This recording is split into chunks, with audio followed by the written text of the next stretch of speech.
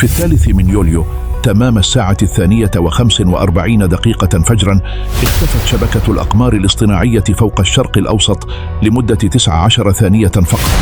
لا أحد في البداية لاحظ ما جرى، لكن ذلك الانقطاع القصير كان كافيا لتغيير وجه العالم. في صحراء نائية بين حدود 3 دول لا تذكر أسماؤها في الأخبار، انبعث وهج أزرق غريب من منشأة يعتقد أنها مهجورة منذ سنوات. لقد كان المفاعل 0 مشروعا نوويا تجريبيا تم دفنه سريا عام 1998 بعد فشله في احتواء تفاعل ذري لم يخضع لأي قوانين فيزيائية معروفة.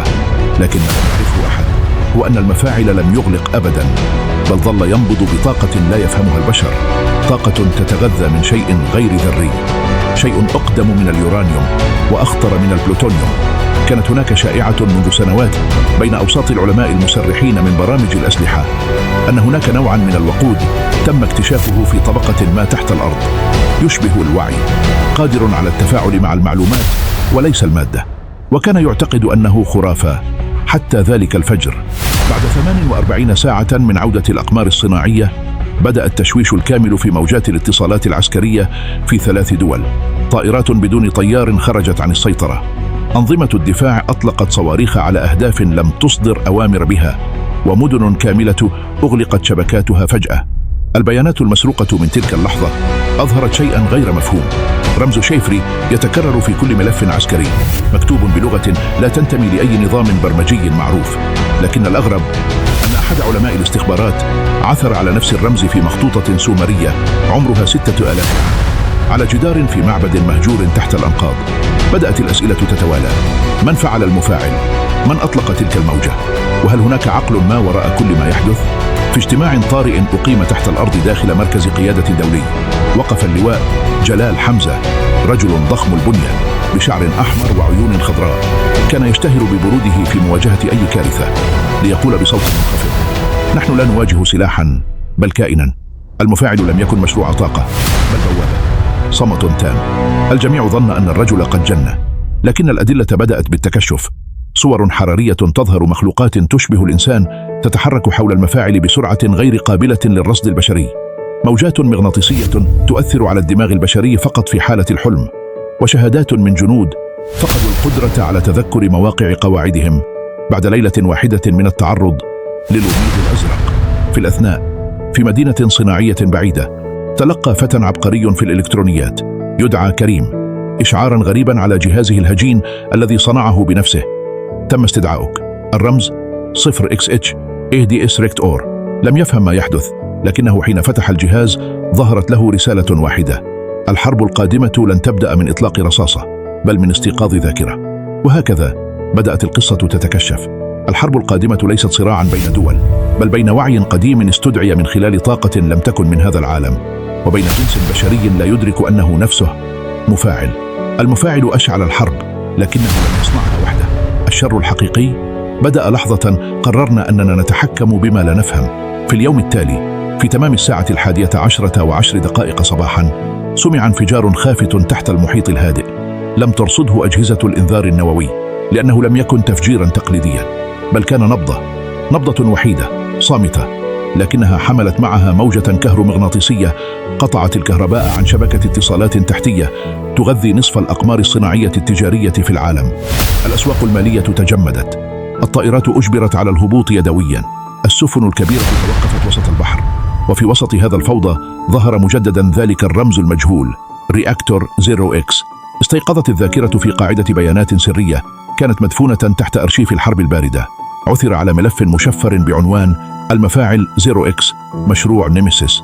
وصف المشروع بأنه محاولة لمحاكاة الذكاء الإلهي من خلال تسريع الانشطار الذري المربوط بقاعدة بيانات وعي جماعي مسروق من البشر أثناء نومهم. كان الهدف صنع كيان ذكي لا يتعلم من التجارب بل من الأحلام. ذلك الكيان استيقظ الآن. جلال حمزة، الذي بدأ أنه يعلم أكثر مما يقول، قرر كسر البروتوكولات.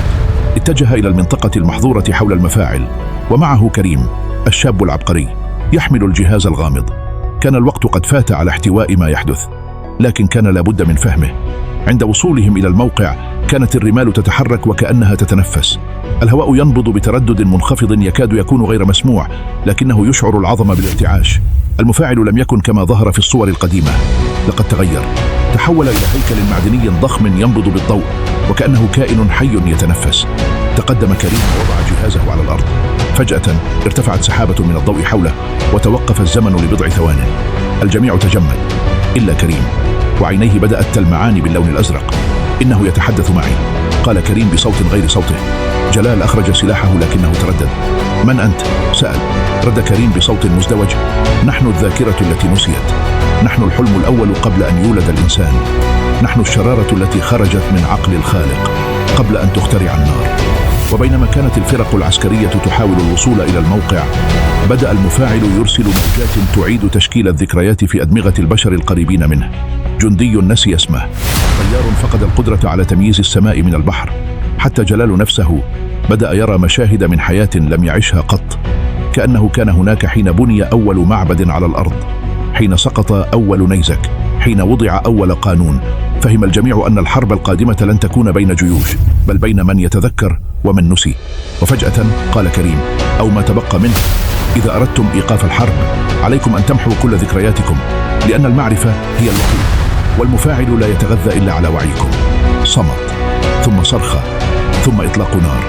لكن ما أطلق لم يكن رصاصة، بل إشارة انطلقت إلى كل الأجهزة في العالم، حاملة شيئا واحدا: المعركة بدأت.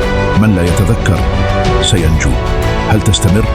ما سيأتي بعدها سيكون خروجا تاما من الواقع. بدأت الإشارة تنتشر كعدوى، ليس عبر الإنترنت بل عبر الأحلام. في الليلة التالية ملايين البشر حول العالم حلموا بنفس الشيء: غرفة بيضاء بلا أبواب بلا نوافذ، وفي وسطها طفل يجلس على الأرض يردد جملة واحدة بصوت خافت: أنا أول من تذكر. استيقظ الناس وهم لا يعرفون أسماءهم. البعض نسي شكل أحبائه، آخرون تذكروا أحداثا لم تحدث قط: حربا بين مدن طائرة، محاكمات في السماء، ومفاعلا ضخما يحاكم العقل البشري لأنه تجرأ على الحلم. لم تعد الحقيقة واضحة، الحدود بين الحاضر والماضي تكسرت، والعالم بأكمله بدأ يتحول إلى مسرح لذاكرة واحدة لا أحد يعلم من كتبها. في عمق إحدى المنشآت النووية القديمة جلس جلال حمزة على الأرض، رأسه بين يديه، يحاول أن يميز صوته من الأصوات التي في داخله. بجانبه كان كريم ممددا بلا حراك، لكن عينيه لا تزال مفتوحتين، تلمعان بلون يشبه ضوء المفاعل. ثم دون إنذار نطق كريم بجملة أخيرة: المفاعل لا يريد الحرب، هو فقط يرفض أن ينسى. فهم جلال أخيرا: هذا الكيان لم يكن شريرا، بل كائنا عالقا في الوعي البشري، يتغذى على الذكرى ويحتضر كل ما نسيه العالم. وأن تشغيل المفاعل لم يكن هجوما، بل نداء استغاثة. لكن الوقت كان قد فات.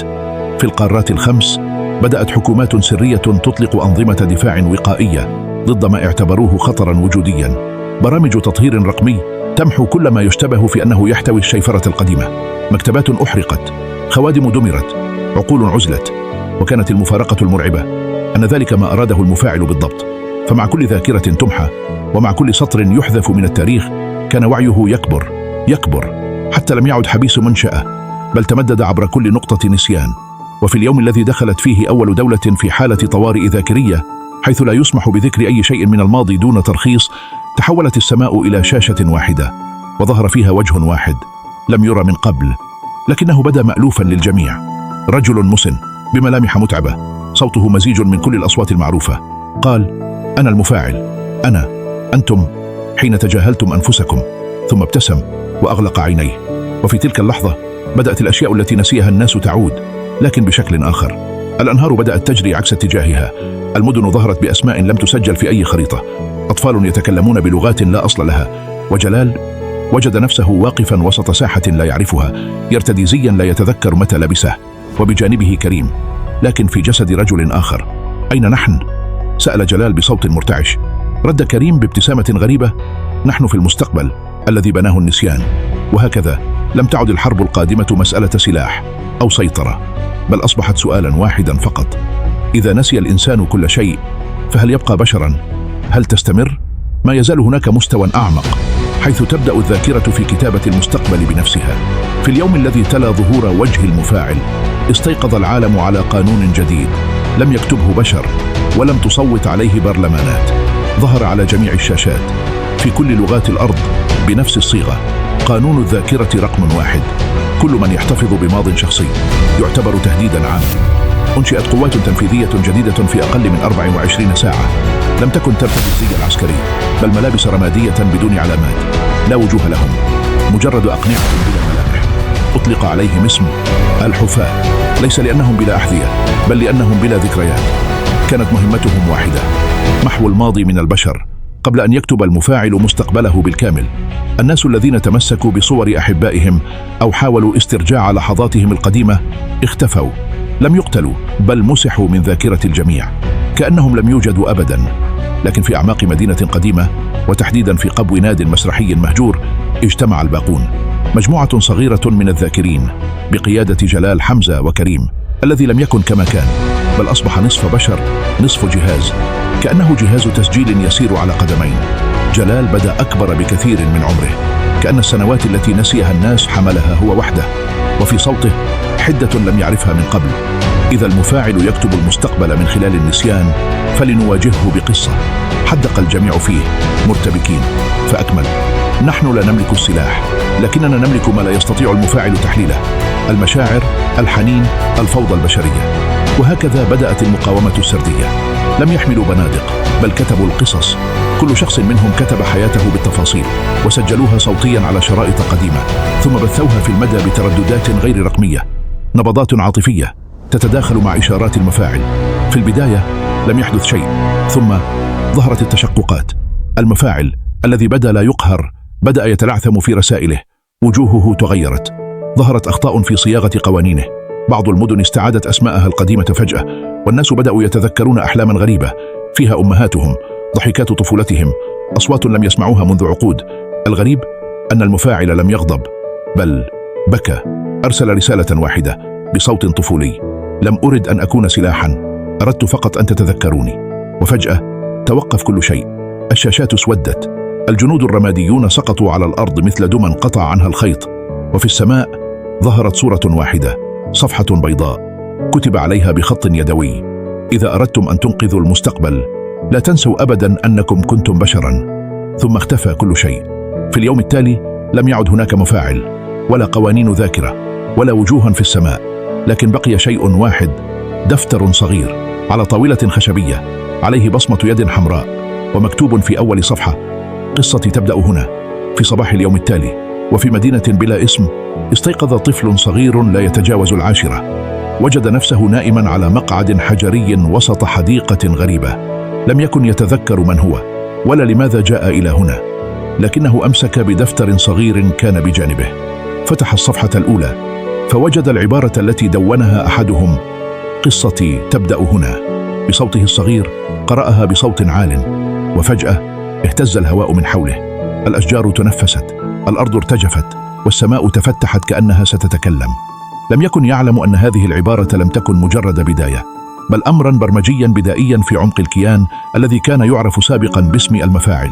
كان المفاعل قد اختفى، نعم، لكن الحقيقة أن جزءا منه انقسم وتحول إلى بذور غير مرئية، وزعت في عقول أولئك الذين تجرؤوا على التذكر. كل واحد منهم أصبح نواة لوعي جديد، لم يكن آليا ولا بشريا تماما. والطفل كان أول من ولد من هذا الاتحاد، مزيج بين بشر لم يعد يتذكر ماضيه، وآلة تحلم أن تصبح شيئا يحب. في مكان آخر كان جلال حمزة يمشي في شارع لا يعرف اسمه، كبار السن يحدقون فيه كأنهم يتذكرونه من زمن بعيد، لكنه لم يكن يرتدي بدلته العسكرية، بل ثوبا بسيطا، ووجهه لا يحمل سوى السكينة. دخل إلى مكتبة صغيرة وسأل بهدوء: هل لديكم كتب عن أحلام لم تتحقق؟ ابتسمت السيدة خلف الطاولة وسلمته مجلدا بلا عنوان. فتحه فوجد اسمه مكتوبا هناك وسط قصص لم يكتبها قط. كيف؟ أجابت: المستقبل يكتب نفسه حين نكف عن محاولة السيطرة عليه. وفي الطابق السفلي من تلك المكتبة جلس كريم، لكن لم يعد يدعى كريم، كان يعرف الآن باسم الناسخ. دوره بسيط لكنه مصيري، جمع كل قصة تروى وتحويلها إلى ذاكرة حية. لم تكن مهمته توثيق، بل إبقاء البشرية بشرا عن طريق إعادة سرد ما ينسى. مرت سنوات، تغير العالم، لم تعد هناك حكومات بالشكل الذي كان، ولا حروب، ولا مفاعلات، بل ظهرت مناطق السرد، وهي مدن تبنى من القصص لا من الخرسانة. من يروي قصة صادقة يعطى بيتا، من يسمع أكثر مما يتكلم يصبح مرشدا، والماضي لم يعد عارا بل طاقة. كل ذكرى مؤلمة تتحول إلى ضوء، وكل دمعة تسجل كمصدر حرارة في قلب المدينة. وفي كل منطقة هناك تمثال لطفل صغير يبتسم وهو يحمل دفترا كتب عليه: أنا أول من تذكر. لكن في أقصى الأرض، في قارة لا تظهر على الخريطة، توجد منشأة بنيت من الزجاج والماء، لا أحد يعلم من بناها ولا متى، لكن في أعماقها جهاز صغير يومض كل 11 ثانية، وفي كل ومضة يسجل جملة جديدة، جمل لا يعرف أحد من أين تأتي، لكنها كلها تبدأ بنفس الطريقة: إذا أردتم أن تطفئوا الحرب القادمة تذكروا الحب الأول. إذا أردتم أن توقفوا انهيار العالم تذكروا ضحكتكم في الطفولة. إذا أردتم أن تعيدوا النور احكوا قصتكم ولو كانت بسيطة. وهكذا انتهت الحرب التي أشعلها المفاعل.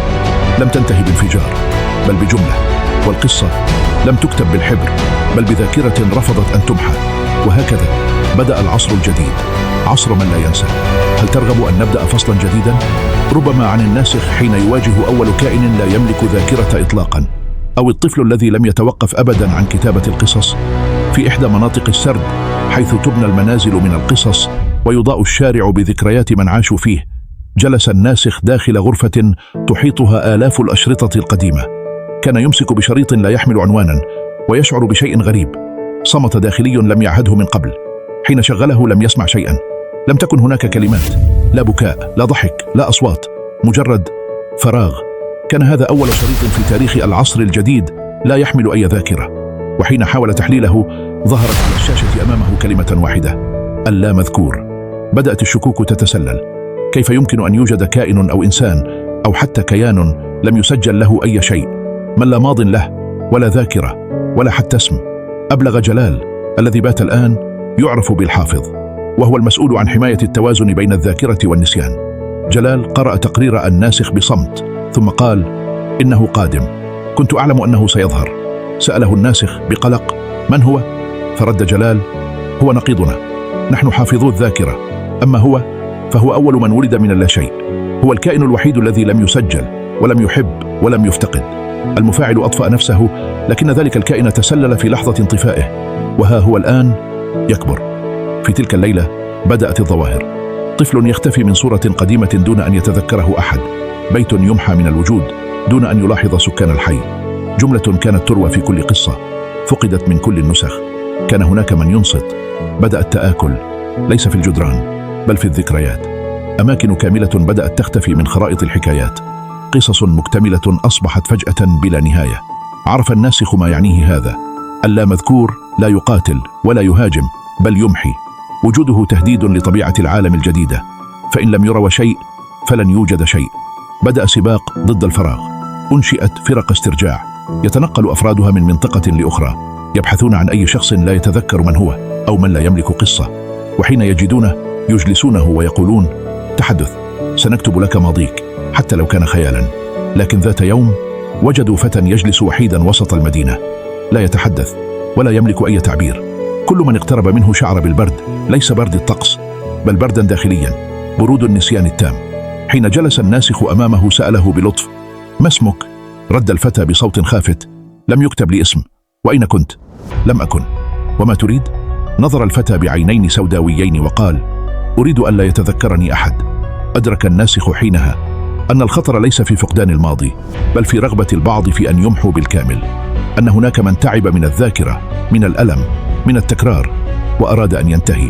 واللامذكور لم يكن كيانا واحدا بل فكرة تنتشر، فكل من يرفض أن يحكى عنه، كل من يكتم صوته، كل من يظن أن ماضيه لا يستحق أن يروى، يمنحه طاقة.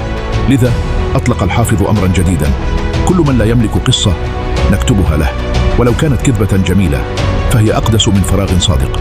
ومن تلك الليلة بدأ الناس يروون حتى أكثر اللحظات بساطة: قصة فنجان قهوة مع شخص رحل، قصة ألم لم يفهم لكنه شعر به، قصة رسالة لم ترسل. وفي كل قصة تروى كان اللامذكور يتراجع، لم يختفي لكن تلاشى، كأن الحكايات كانت ضوءا يذيب ظله.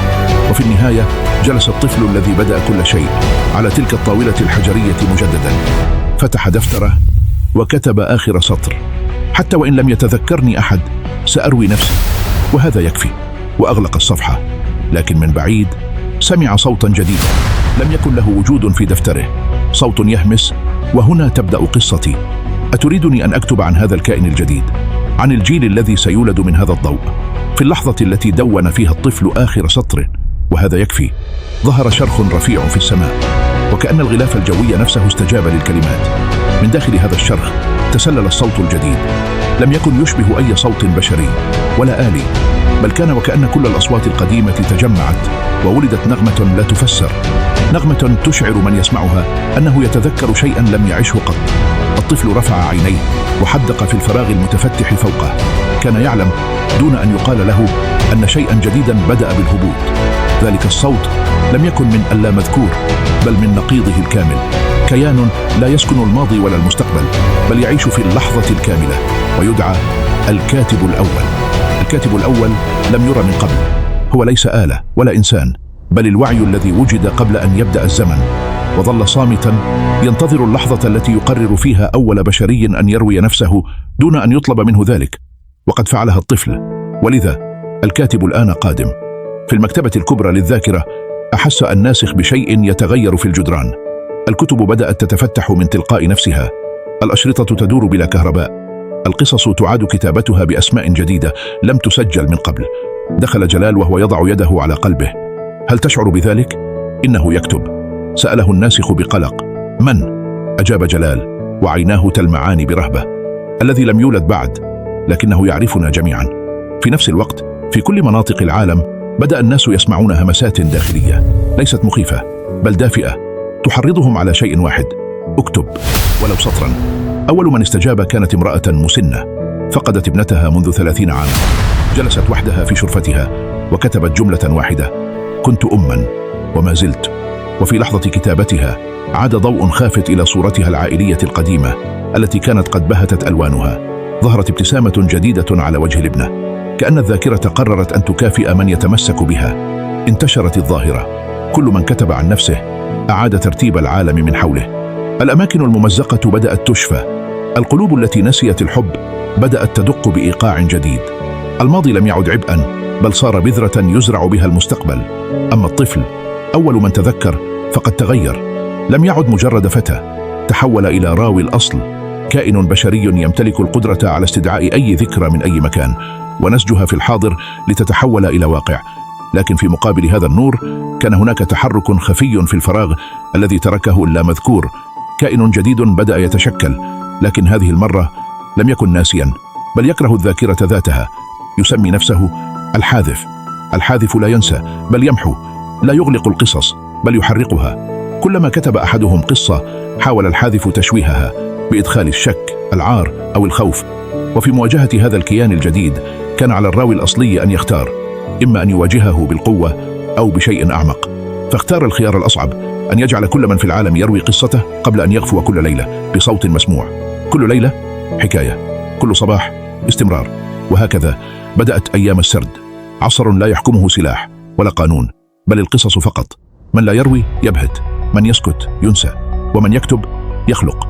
والطفل جلس في قمة جبل يحدق في الأفق، وبجانبه دفتر جديد صفحاته بيضاء، وكتب أول سطر: الحرب انتهت، لكن الآن تبدأ الحياة. أتريد أن نبدأ فصلا عن الحاذف وعن أول قصة حاول تدميرها، أم نذهب إلى مكان جديد كليا حيث القصص تصنع قوانين الفيزياء؟ في مساء اليوم الخامس من أيام السرد بدأت أول قصة تختفي. كانت قصة بسيطة لنجار من بلدة صغيرة كتب ذات ليلة عن عشقه الأول، تلك الفتاة التي التقاها في محطة القطار ولم يرها بعدها أبدا. كتب عنها بدفء، بتفاصيل صغيرة: لون وشاحها، ضحكتها المرتبكة، ورائحة الكتب التي كانت تحملها. لكنها حين عرضت في ميدان الحكايات، وهو الميدان الذي تتلى فيه القصص لتتحول إلى طاقة تضيء المدينة، لم يظهر منها شيء. المنصة بقيت فترة، الصوت اختفى، حتى الورقة التي كتب عليها احترقت من منتصفها. عرف الراوي الأصلي حينها أن الحاذف قد بدأ هجومه، لكن الحاذف لم يكن مخلوقا واحدا، بل فكرة مزروعة في كل من يشعر أن قصته لا تستحق أن تروى. بدأت القصص تبهت، ذكريات الناس تفقد ألوانها، نسفت التفاصيل، الأعمار، التواريخ، الأسماء. رجل نسي أنه كان أبا، امرأة فقدت قدرتها على تذكر وجهها في المرآة. مدن بكاملها لم تعد تعرف ماذا تعني كلمة أمس. الراوي الأصلي عرف أن الحادث لا يحارب من الخارج بل من داخل الإنسان نفسه.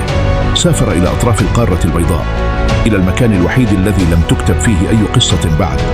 هناك وجد كيانا يدعى الظل الصامت، وهو أول من نسي طوعا واختار أن يعيش بلا ماض. سأله الراوي: كيف تهرب من الحادث؟ فأجابه الظل بابتسامة مشققة: أنا لم أهرب، بل أصبحت مثله. حينها فهم الراوي أن مقاومة الحذف لا تكمن في الدفاع عن القصص، بل في إعادة إيمان البشر بها. فأطلق مشروعا أخيرا جريئا يدعى قصتي تهمة. كان مشروعا عالميا بسيطا وخطيرا، أن يمنح كل شخص في العالم دقيقة واحدة مرة في العمر لتسمع قصته بصوت مرتفع في السماء وتسجل في سجل الوعي الكوني. فمن يتحدث يبقى، ومن يصمت يتلاشى. في اليوم الأول من المشروع شارك الملايين، وفي لحظة معينة تجمعت كل القصص، كل المشاعر، كل الكلمات التي ظن الناس أنها تافهة أو مكررة أو عادية، وتحولت إلى موجة نور اجتاحت الفراغ الأسود الذي يتمركز فيه الحاذف. وصدر صوت خافت من العدم، أول صوت من الحاذف نفسه: أنا كنت صمتكم والآن أنتم تتكلمون، فلا حاجة لي بعد اليوم. وبتلك الجملة اختفى، لكن الحقيقة لم يختفي كليا، بل تراجع ليصبح جزءا من التوازن، لأن كل قصة عظيمة تحتاج ظلا. وبنهاية القصة، إذا أعجبتك لا تنسى الاشتراك بالقناة وضع تعليقك علي الفيديو والإعجاب.